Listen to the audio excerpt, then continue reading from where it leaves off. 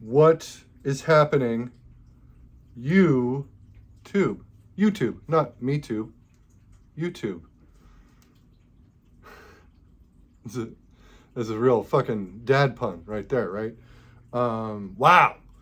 Starting off terribly. Eric Bauer, High Definition Television, back again.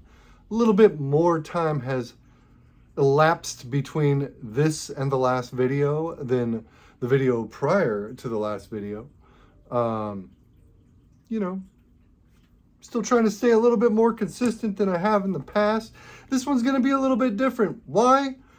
Today's September 30th. That means tomorrow's October 1st. And what happens in October? Well, Halloween happens in October, and it's my favorite fucking holiday.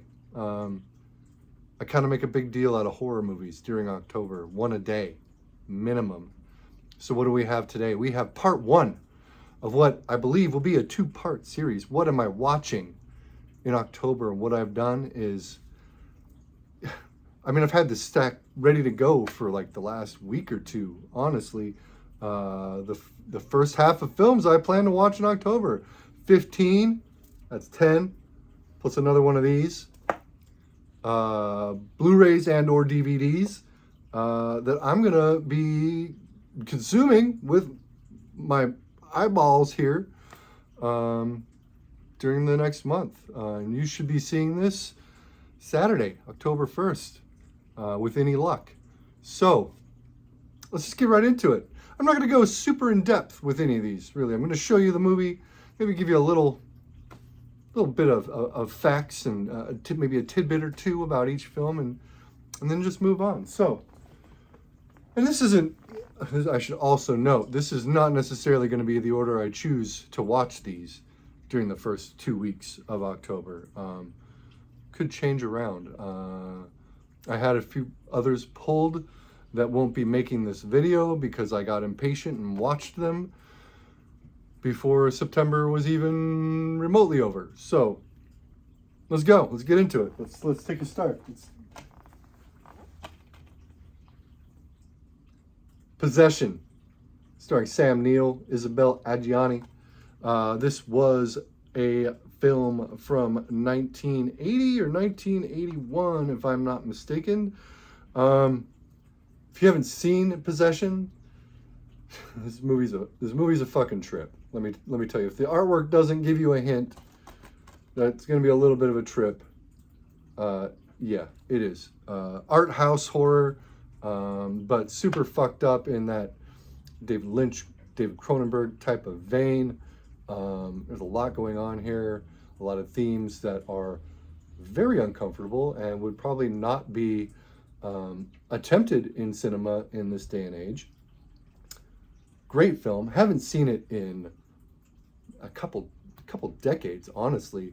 Found this for cheap, one of my local shops. And when I say cheap, I mean real cheap, because it was a used Region B Blu-ray, which, if you're one of the majority of people buying Blu-rays in the United States, you can't watch on your players, but I can because I have a region-free player, which is pretty rad. Next up, this is kind of a staple of most Octobers for me. Psycho Cop Returns, Part 2 in the Psycho Cop series. Part 1, pretty good. Not as good as Part 2. This movie is just wildly entertaining. Directed by Adam Rifkin, who would go on to direct Detroit Rock City, one of my favorite comedies, even though I fucking hate Kiss. Imagine that. This is about a demonic psycho cop that stalks a group of people in a office high-rise after hours. Julie Strain, former wife of Kevin Eastman, originator of the Teenage Mutant Ninja Turtles. She's now passed away, R.I.P. Julie Strain. She's in this. She's great. All of her assets on full display.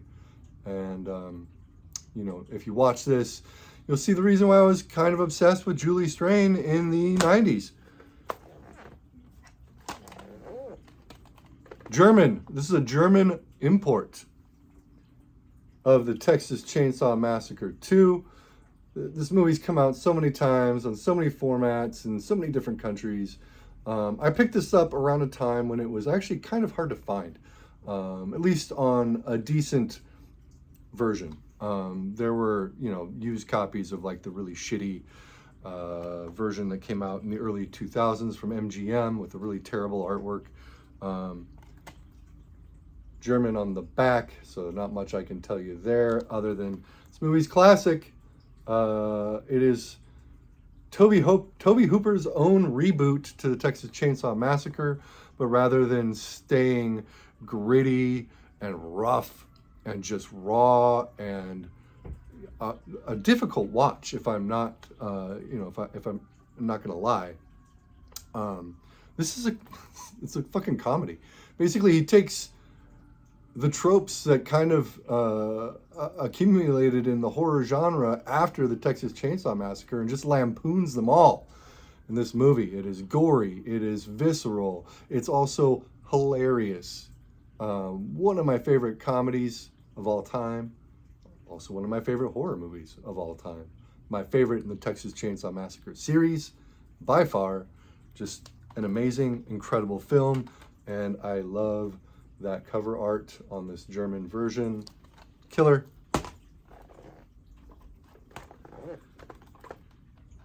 One of the first of a few anthologies that I'll be watching in October. However, I believe this is the only one I pulled for the first half. Nightmares.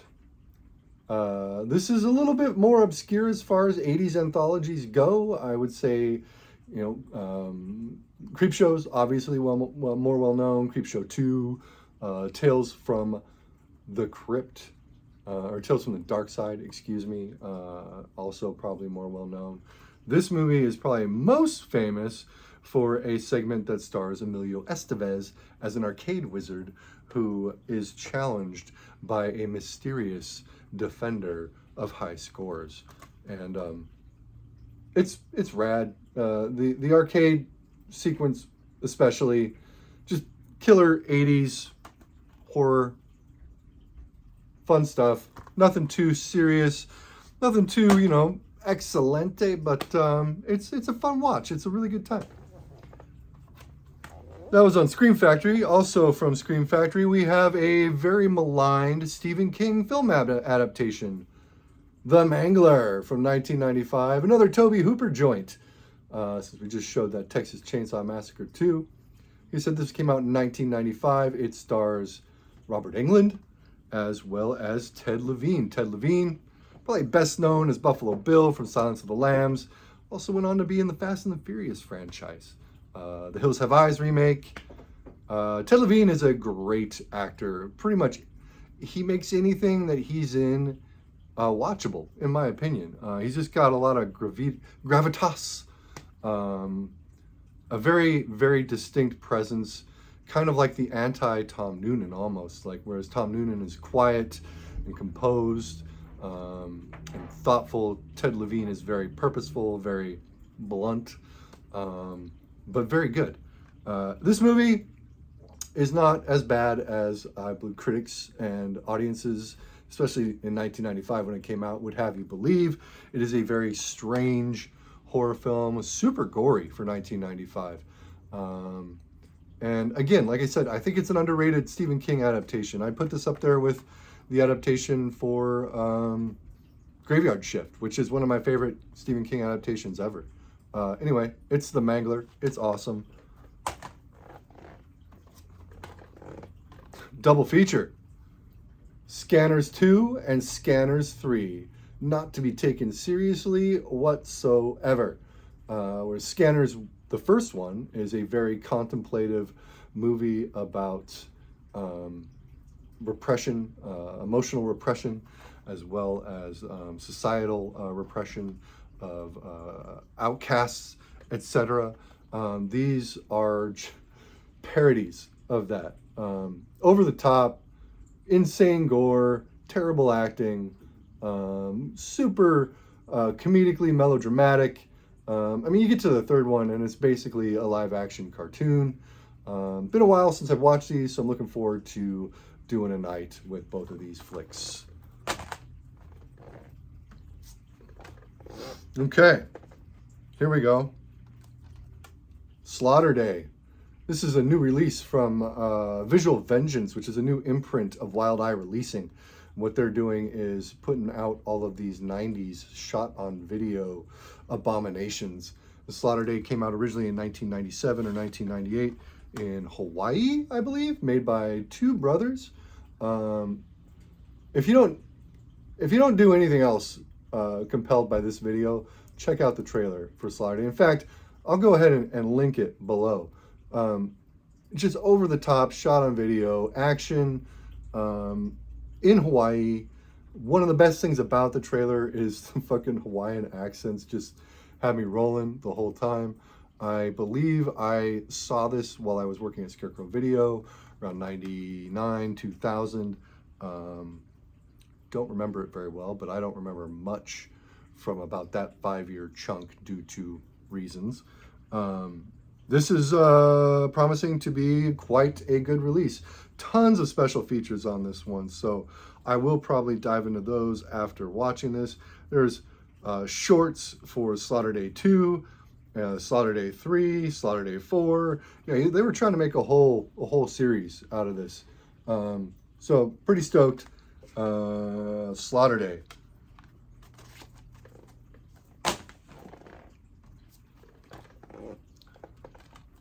And I believe this version of this film recently just came out because they've announced a sequel that's in the makes, I believe, for, I want to say 2023.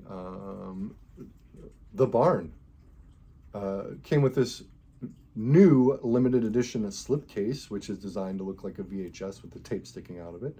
Kind of similar to those Morgan Creek Blu-rays that, you know, some of them are good, some of them are bad, but they all have this sort of aesthetic to them. The Barn, very low budget indie horror from 4, 5, 6 years ago, maybe. I believe it was crowdfunded as well. I could be wrong. From Scream Team releasing. That's the original cover art there. You can reverse the card if you want to show this full unadulterated artwork minus the VHS graphic. A lot of special features on here. I've never seen this one. I've read nothing but good things about what was done with the budget and it being just a really kooky, fun throwback to 80s horror. So I'm really looking forward to diving into The Barn. Same company, Scream Team releasing, they did another throwback called The Sleeper, which I rather enjoyed quite a bit. And so if the quality of that is anything to go off of for that, pretty stoked. On a more serious note, this is another import from Eureka, Cure. This is a Japanese film, came out originally, I believe, around 1997. Yes, 1997 in Japan. This is a very cerebral horror film in the vein of, I mean, for lack of creativity, Seven, Copycat, that sort of thing. This is a lot more intimate, a lot more cerebral, thought-provoking than I think either of those films were when it came down to it. Very, very dark, very brooding. There is a ton of just like unpleasant atmosphere in this film. Very downbeat. So this will be a fun one, let me tell you.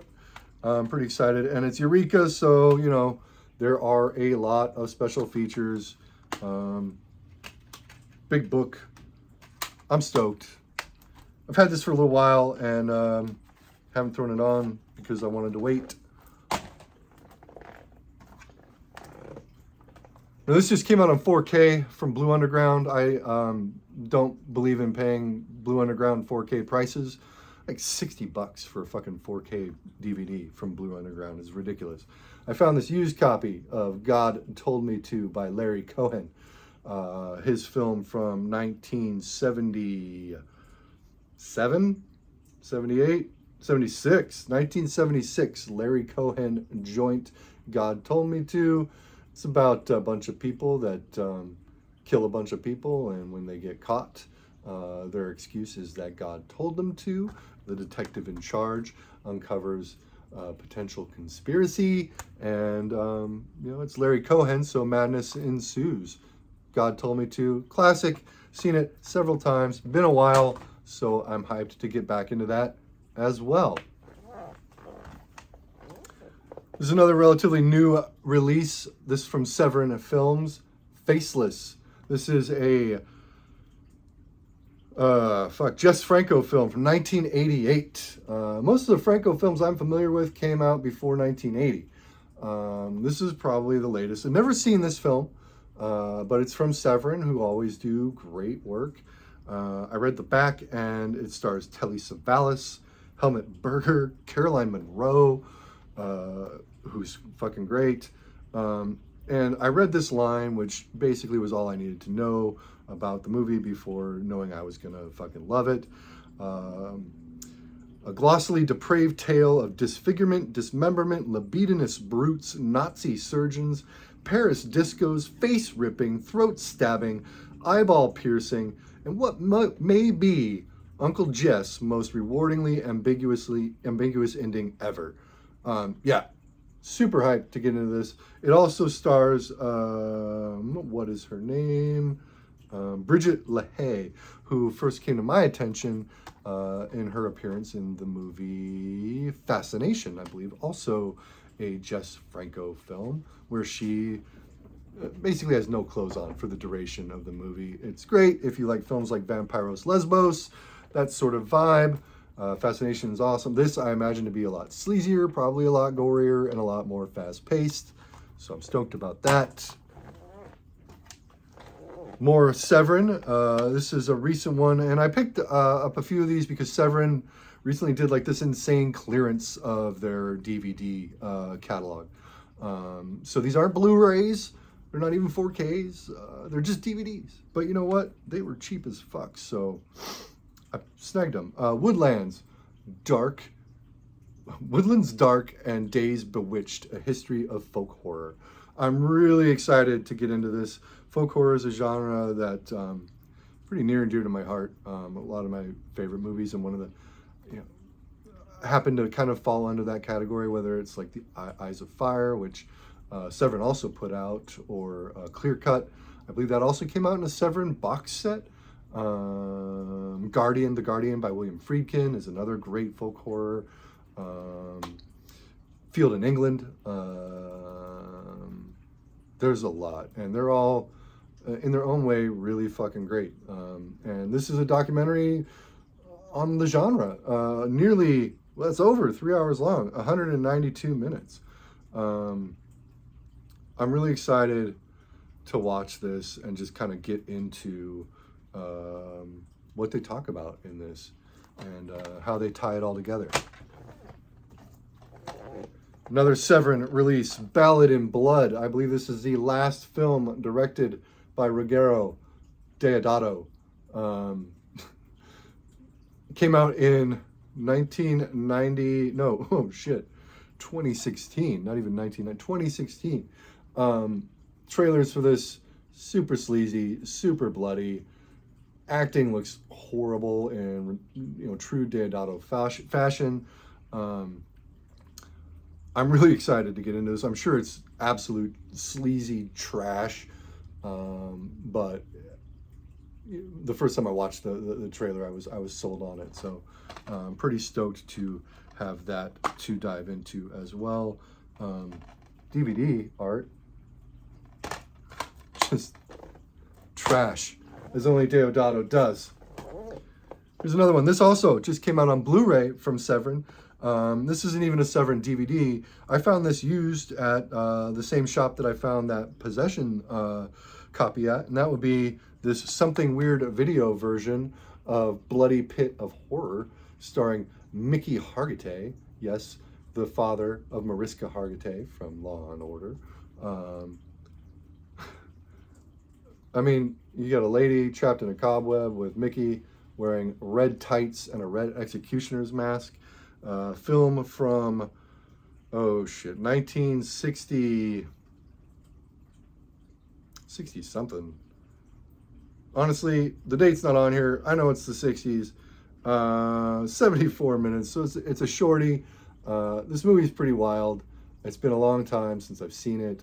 I've never had any issues with something weird. So even though it's DVD, I'm sure it's going to look great. And there are actually some very appetizing special features on here that, because the movie's so short, of course I'm going to dive into after watching the flick again. I'm just really hyped to have this.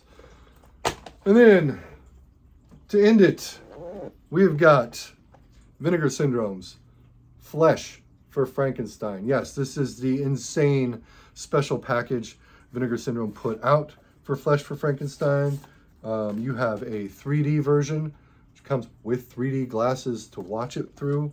And then you have a 4K version of Flesh for Frankenstein. And Flesh for Frankenstein was a project undertaken by Paul Morrissey, the film director, as well as Andy Warhol and a bunch of other people involved in that whole circle of folks.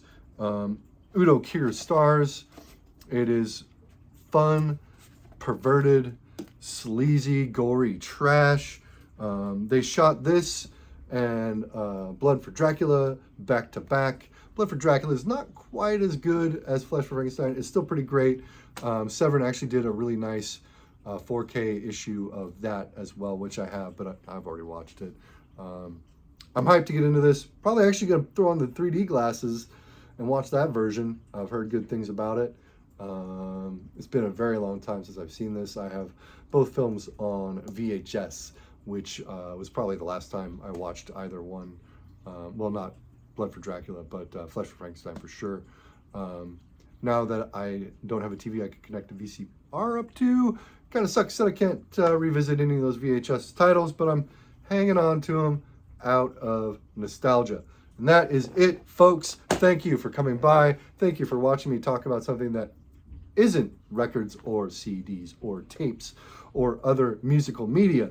I love movies almost as much as I love fucking punk rock and shitty, trashy speed metal that sounds like Motorhead. So, that said, I'm out. Expect a part 2 midway through the month, and there will be more records and whatnot to see probably later on in the week. That said, take care of yourselves, YouTube. Don't be shitty. I'll see you later.